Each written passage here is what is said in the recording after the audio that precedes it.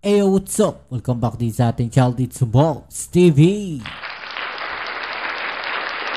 Alright, so tayo nagbabalik muli mga kababayan at eto po no, ating pag-usapan mga kababayan. Eto pong mainit na balita ngayon na kung saan no, eto pong si General Torre mga kababayan. Bumaliktad na nga po ba? No, tinabla na po ba niya etong ating Pangulong Bongbong Marcos? Okay, so yan ang ating alamin ngayon at pag-uusapan. Pero syempre bago ang lahat, please don't forget to subscribe, like, share at comment dyan sa comment section. At syempre shoutouts tayo sa mga followers natin at mga subscribers natin dyan. Maraming salamat po sa inyong suporta at sa palaging pagsubaybay at lagi nating hinihiling po sa inyo 1 view sa mga nakakapanood po dyan sa ating video. Paki-like naman po ang ating video ngayon. 1 view, 1 like po. Maraming salamat. Okay, so ito mga kababayan, ako viral po itong video na to, itong picture na to mga kababayan, no? Ni General Torre na kung saan, no? Kasama po niya ang Liberal Party mga kababayan, no? Ayan po, kasama po si General Torre dito po sa ginawang parang campaign o meeting nitong Liberal Party na may pinamagatang kung walang korap, walang mahirap, no, na event po nila. At kasama nga po dyan sa picture na yan, mga babayan, ito pong si General Torre, mga babayan. At sa picture po ay kasama niya, syempre walang iba, dyan po si Laila de Lima, no, nandiyan din po si Senator Kiko Pangilinan, mga babayan. No, at former Ifugao Representative Teddy Bagilat, Quezon Province 4th District Representative Erin Tañada, okay, former Department of Budget and Management Secretary Butch Abad, political scientist Francis Joseph Kiko Aquino D. Okay, so yan po yung mga kasama niya dyan, mga babayan, no, Liberal Party po.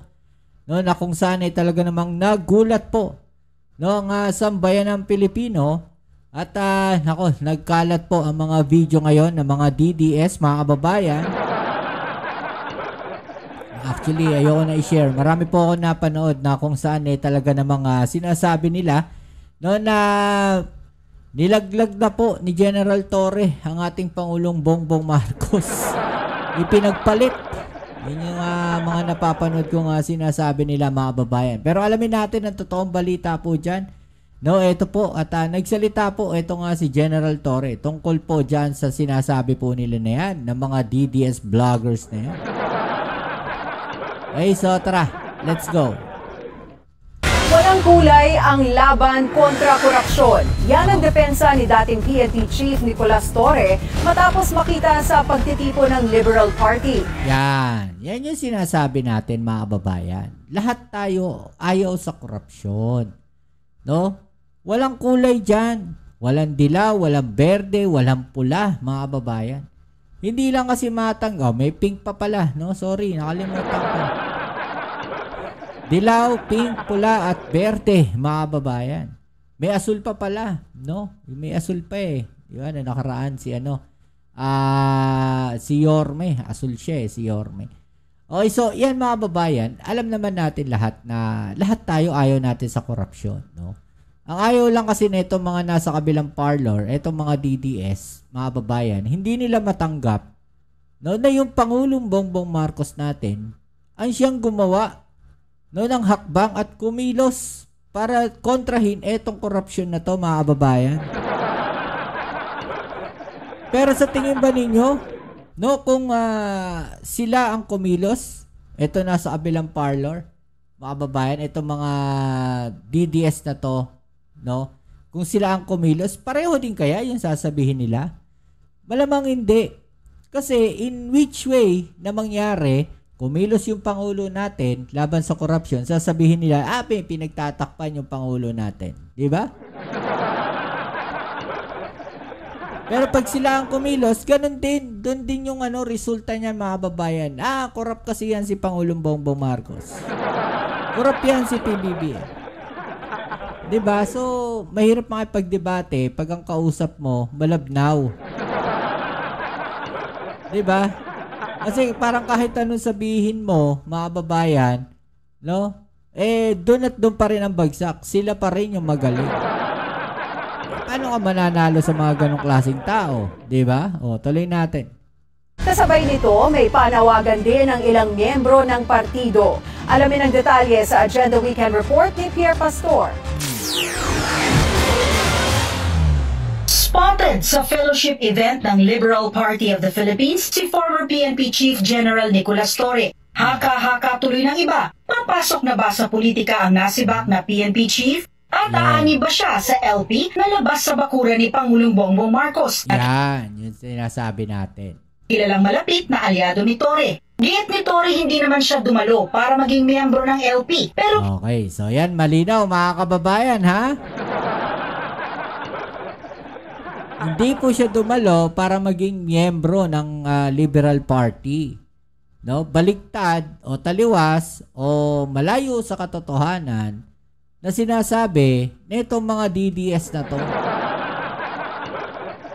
'Di ba? Ang masaklap niyan mga babayan, binanatan pa nila si General Torre. Kasi sinasabi nila no na etong si General Torre pumunta po diyan, mga babayan, no hindi raw maitatago na isa na rin siyang dilawan. Ganyan po yung logic na ginagawa nitong mga vloggers na to at mga DDS.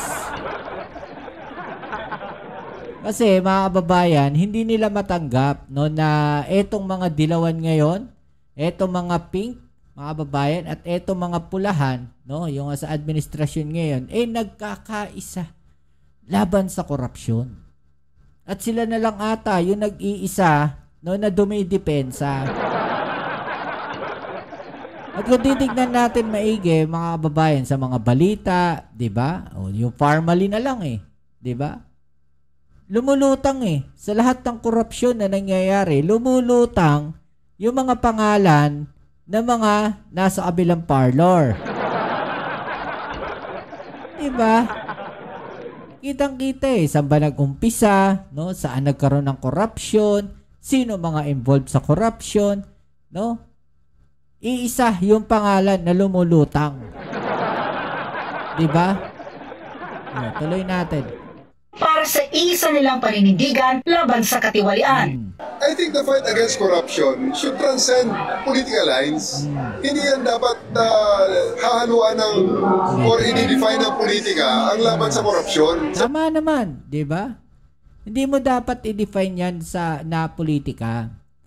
Diba mga kababayan? Kahit sino. No, pwedeng magsalita laban sa korupsyon. Nakita ninyo yung nangyari sa EDSA. No, yung Trillion March na anti-corruption, 'di ba mga kababayan? Nakita ninyo yung nangyari doon? Halo-halo yung tao. 'Di ba? Merong pinklawan, merong dilawan, 'di ba? Merong mga pro-administration. Lahat sila anti-corruption. Namumukod tangi na itong mga DDS na to, mga DDS supporters, followers, namumukod tangi na ang sinisigaw nila, mga kababayan, BBM resign. Sila lang yung namumukod tangi na naiiba yung isinisigaw. At kung mapapansin din ninyo, no, may mga DDS doon na nagwagayway, nagladlad ng mga tarpaulin ng DDS, no, ng Duterte doon sa EDSA. No, pero nakita ninyo ginawa ng tao, 'di ba? Dahil ayaw nila mahaluan ng politika, yung anti-corruption rally nila, mga kababayan, yung mga DDS supporters at followers, itinataboy nila, ibinubu nila. 'Di ba? Maging si Chavit Singson nakaranas ng pambubu. Kita nyo naman sa video, mga kababayan. 'Di ba? Nakita nyo naman kung ano yung nangyari. 'Di ba?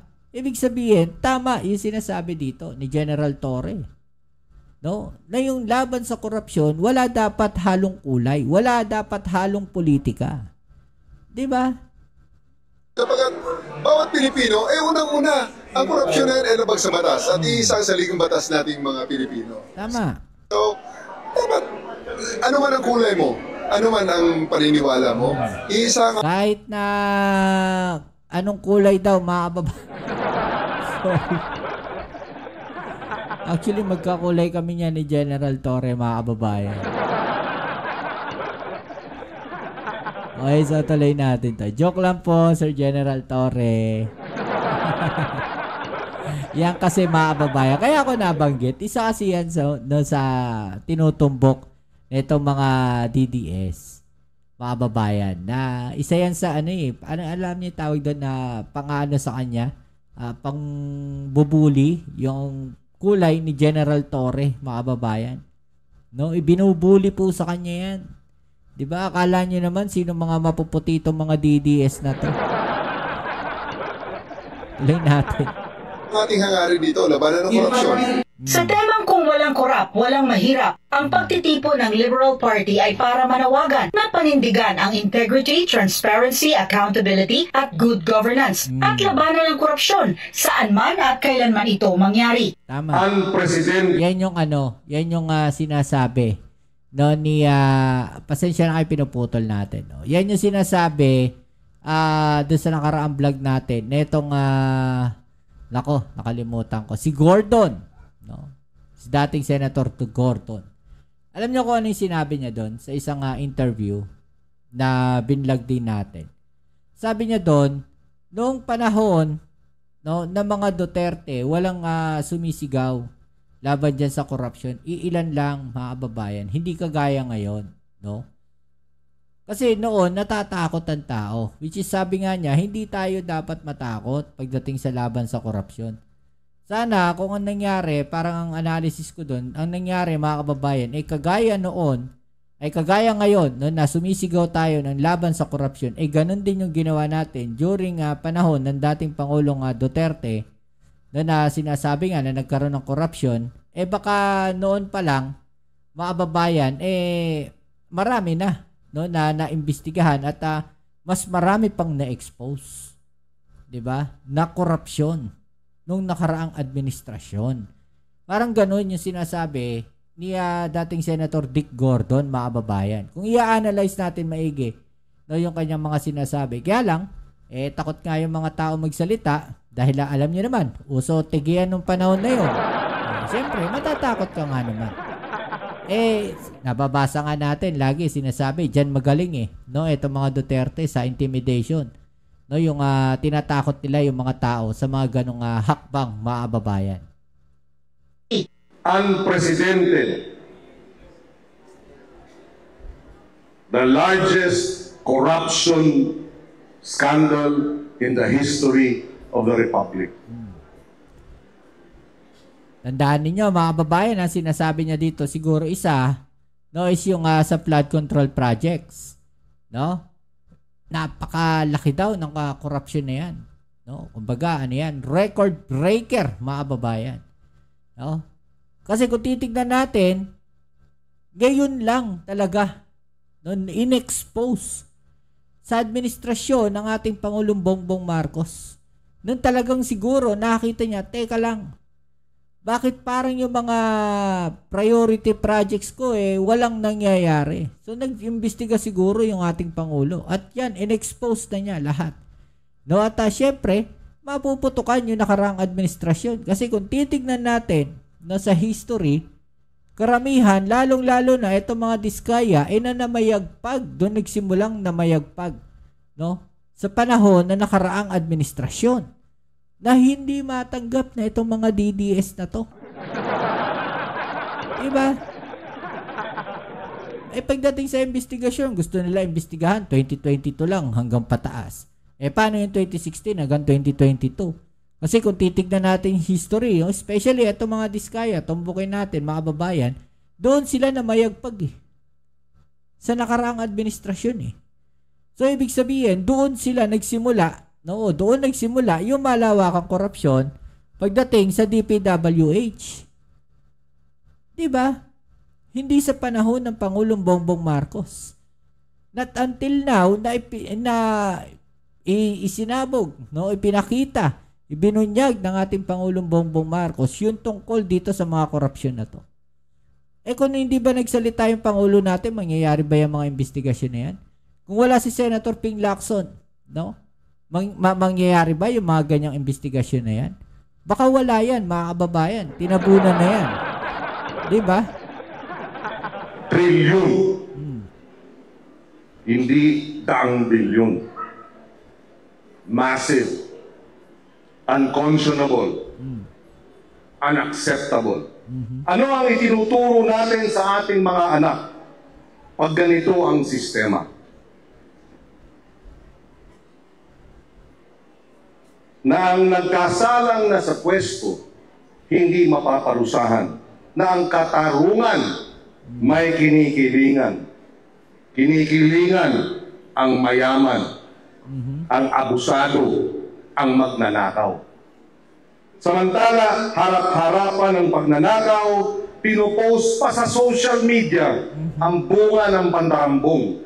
Voluntaryong ipinakita ni na Senator Kiko Pangilinan at mamamayang liberal Party List Representative Laila De Lima ang kanilang Statements of Asset, Liabilities and Net Worth o SALN para raw mahimok ang iba pang kawani ng pamahalaan na gawin din ito. Ayon pa kay Representative De Lima, magkusa na sana at huwag na maghintay na may mag-request pa para ipakita ang kanilang statements. Kaya raw sa FOI bill na isinusulong niya, kabilang ang probisyon ng mandatory disclosure of SALN. Hopefully, yung iba ay sumunod na rin. At dati na rin na-announce ata ni Speaker na talaga naman yun ang magiging policy ng House of Representatives na open naman basta merong appropriate request. Kasi yung disclosure kasi right now, since wala pa yung pinakabatas na mandatory disclosure, meaning when you say mandatory disclosure, kahit wala pang nagre-request, pwede mo na i-publicize, pwede mo nang i-share sa iba. Pero hindi ibig sabihin, hindi mo na talaga pwedeng ipakita.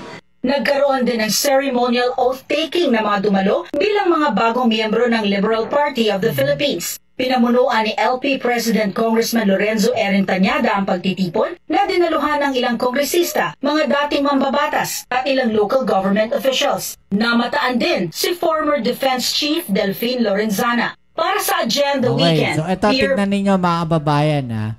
Tignan ninyo, no, itong video na to. Diba, nanunumpa sila, mga kababayan, yung mga Liberal Party, tsaka yung mga bagong member. So, ito kasinungalingan ng mga DDS. Ayan si General Torre, hindi nakataas yung kanang kamay. Diba? Samantala yung mga tabi niya, nakataas yung kanang kamay. No? Ibig sabihin, nanunumpa sila. No? Pero dito makikita natin, ayan si General Torre, Sa tingin ko sa talikod pa lang, alam ko si General Torre na yan. No? Pero nakababa yung kamay niya. Paano nila sasabihin na bumaligtad na si General Torre? Ay, nako. Sinungaling talaga mga DDS, mga kababayan, kahit kailan. Ano masasabi po ninyo dyan, no? I-comment sa ibaba yung mga opinion at atin yung pag-usapan, alright?